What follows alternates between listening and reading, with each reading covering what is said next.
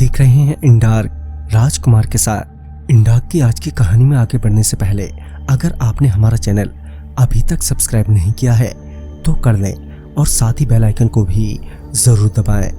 दोस्तों, अगर आपके पास भी ऐसी कोई कहानियां हैं तो हमारे साथ जरूर शेयर करें हमारे इंस्टाग्राम आईडी पर। इंस्टाग्राम आईडी है network_33, जिसका लिंक नीचे डिस्क्रिप्शन बॉक्स में दिया गया है।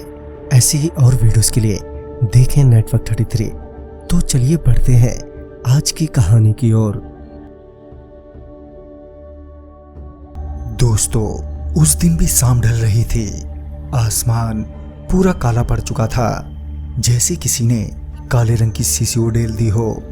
उस दिन चांदनी आईने के सामने पिछले आधे घंटे से बन संवर रही थी। 3 बार तो वो साड़ियाँ चेंज कर चुकी थी। चांदनी को साज श्रृंगार का बहुत ही ज्यादा शौक था। आज उसे मिसेस कपूर की बेटी की शादी में जाना था। चांदनी कॉलेज की एक अध्यापक थी, मगर दिखती कॉलेज की स्टूडेंट जैसी। वो हमेशा खूबसूरत दिखना और खूबसूरत रहना चाहती थी। चांदनी अब तैयार होकर रवाना हो ही रही थी कि उसकी नजर एक अखबार पर पड़ी। उसमें कोई भैरव चौक की खबर थी। उसमें लिखा था कि भैरव चौक नाम के एक छोटे से इलाके में बहुत सारी अजीबोगरीब घटनाएं घटी हैं, जैसे कि लूटमार, हत्या, अपहरण, बलात्कार, भूत प्रेत का साया और ना जाने क्या क्या। लोग वहां दिन के उजाले में भी जाने का साहस नहीं करते हैं। ये खबर पढ़ते ही थोड़े समय पहले चांदनी का चमकता चेहरा फीका पड़ गया। उसके चेहरे पर मानो हल्का सा खौफ मंडरा रहा हो। थोड़ी ही देर तक वो खामोश होकर वहीं पर खड़ी रही, मानो ये खबर उसके मन में थम सी गई हो। चांदनी की खामोशी मिसेस कपूर के फोन ने तोड़ी। चांदनी ने फोन उठाया और वो बातें करते करते वहां से कार में निकल गई। चांदनी को शादी में पहुंचने में कोई दिक्कत नहीं आई। जैसे ही वो कार से उतरी कि उसके कॉलेज के कुछ गंदे लड़के उसे देखे जा रहे थे, क्योंकि वो लोग कॉलेज में कुछ गलतियों के कारण बदनाम थे, जिस वजह से चांदनी को कुछ ज्यादा ही गलत लगा। मगर चांदनी उनको अनदेखा करते हुए शादी में शामिल हो गई। लेकिन उस दिन चांदनी को नाच गाना, खाना पीना और गप्पे लड़ाने में पता ही नहीं चला कि रात के 11 बज गए हैं। तभी चांदनी के पति जतिन का फोन आ गया। हेलो चांदनी, कहाँ हो तुम? इस पर चांदनी ने कहा, मैं शादी में आई थी पर बहुत देर हो गई है। मैं बस मिसेस माथुर के साथ अब निकल ही रही हूँ। चांदनी ने बातें खत्म करके फोन रखा। चांदनी ने फटाफट से मिसेस कपूर को बाय किया और मिसेस माथुर को ढूंढने में लग गई। मगर बाद में पता चला कि मिसेस माथुर तो घर के लिए कब के लिए रवाना हो चुकी है। चांदनी सोचने लगी कि अब वो अकेले घर कैसे जाएगी। तभी अचानक से तेज बिजली कड़की, जैसे कि बारिश होने वाली हो। वह किसी परवाह करे बिना वहां से अकेली ही निकल पड़ी। मगर वो 5 पापी भी चांदनी की हर हरकत पर नजर रखे हुए थे।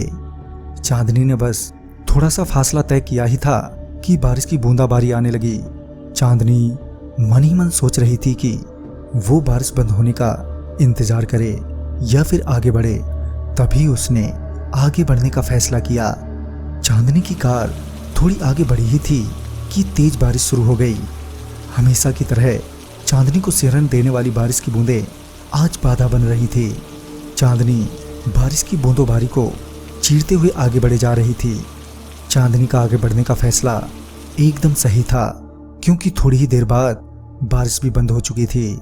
चांदनी हल्के मन से ड्राइव कर रही थी, मगर लगता है आज का दिन चांदनी के लिए सचमुच ही भारी था, क्योंकि सामने ट्रैफिक जाम था और गाड़ियों की लंबी कतार लगी हुई थी। तभी चांदनी देखती है कि कुछ गाड़ियां कच्ची सड़क की तरफ से जा रही हैं। लिहाजन चांदनी गाड़ी को उस कच्चे रास्ते की ओर घुमा लेती है। आगे चलकर गाड़ियों की रफ्तार तेज हो गई है। वो सब चांदनी की कार से बहुत आगे बढ़ चुकी थी। कुछ दूर चलते ही चांदनी की कार भी अचानक ही बंद हो गई। गाड़ी बंद होते ही चांदनी बदहवास सी हो गई। वो वहां अकेली ही थी। उसके आगे पीछे कोई भी नहीं था। ये सब देखकर वो इतना डर गई थी कि वो गाड़ी से बाहर निकलना ही नहीं चाहती थी। उसे कुछ समझ में नहीं आ रहा था। वो बस गाड़ी स्टार्ट करने में ही लगी थी कि अभी अचानक से चांदनी की नज़र उसके पर्स में गई, जिसमें उसकी माँ का दिया हुआ ताबीज़ रखा हुआ था। चांदनी ने तुरंत ताबीज़ लिया और आंखें बंद करके फिर से गाड़ी स्टार्ट करने की कोशिश करने लगी। माँ का दिया गया ताबीज़ काम कर गया था। गाड़ी एक झटके में ही स्टार्ट हो गई थी, जिससे चांदनी ने राहत की सांस ली। अब चांदनी ने 1-8 किलोमीटर का रास्ता तय किया ही था कि वहां उसे एक बोर्ड दिखाई दिया। उस बोर्ड पे लिखा था भैरव चौक। भैरव चौक नाम पढ़ते ही उसके रोंगटे खड़े हो गए और उसकी आंखें खुली की खुली रह गईं। वही भैरव चौक जिसके बारे में चांदनी ने पढ़ा था, जहां पर खून और बलात्कार जैसी वारदातें हुई थी। उसने फिर से ताबीज को हाथ में थामा और एक पल के लिए आंखें बंद की, जैसे वो भगवान से दुआ मांग रही हो कि अब की बार गाड़ी बंद ना हो। मगर ये क्या, चांदनी की कार भैरव के नाम के बोर्ड के ठीक सामने ही आकर रुक गई।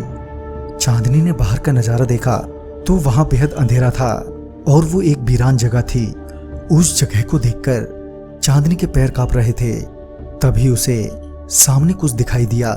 सामने से एक सफेद रंग की धुंधली आकृति सी आ रही थी, लेकिन जैसे ही वो आकृति नजदीक आई तो वो आकृति 3 आकृतियों में बदल गई और उन आकृतियों ने गाड़ी को चारों तरफ से घेर लिया। चांदनी को समझ नहीं आ रहा था कि अब वो क्या करे। डरी सहमी सी लाचार चांदनी को उन आकृतियों ने कार से बाहर खींच लिया। उन आकृतियों के चेहरे बेहद खौफनाक थे। चांदनी जोर जोर से रोने लगी, मगर इतने में ही वो 5 पापी लड़के भी वहां पर आ गए जो चांदनी के कॉलेज में पढ़ते थे।